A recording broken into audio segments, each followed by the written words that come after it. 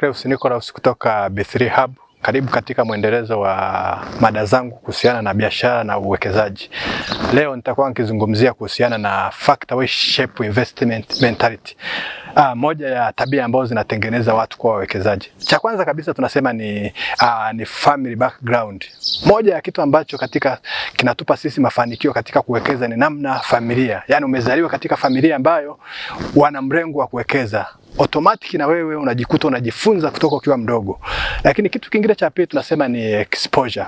Namna ya wewe kupata, tunasema kujifunza. Exposure mara nyingi wengi tunasema labda kusafiri, labda pengine unatoka hapo unaenda nchi moja, unaenda nyingine, mkoa mmoja unaenda mwingine. Hii sasa inakupa mawazo na inakutengenezea pia experience ya wewe katika kupata mawazo ya kuweza kuwekeza. Lakini kitu kingine tunasema association, namna gani wewe ambavyo unakuwa unachangamana na watu mbalimbali. Sasa inawezekana pia katika marafiki, watu ambao unafanya nao kazi.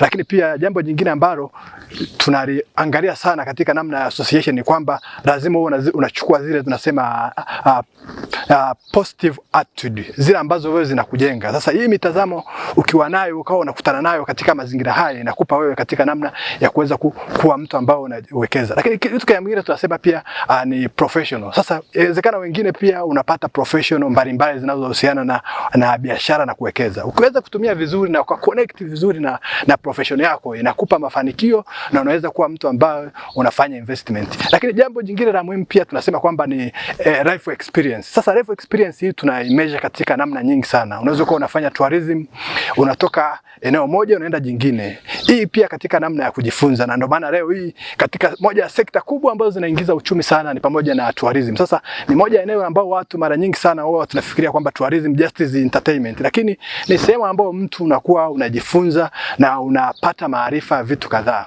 Na kitu kingine pia ambacho cha muhimu pia kuhusiana na factor ambazo zinatushape, lakini pia ni jambo jingine nasema kwamba ni namna ya wewe kufanya interaction.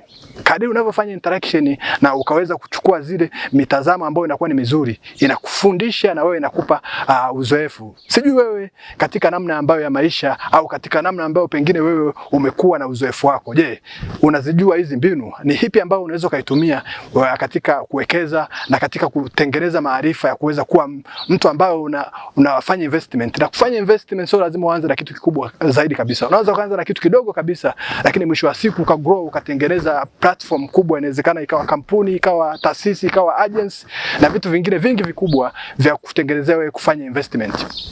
Mara zote huwa anasema kwamba endelea kusubscribe YouTube channel ya B3 Hub.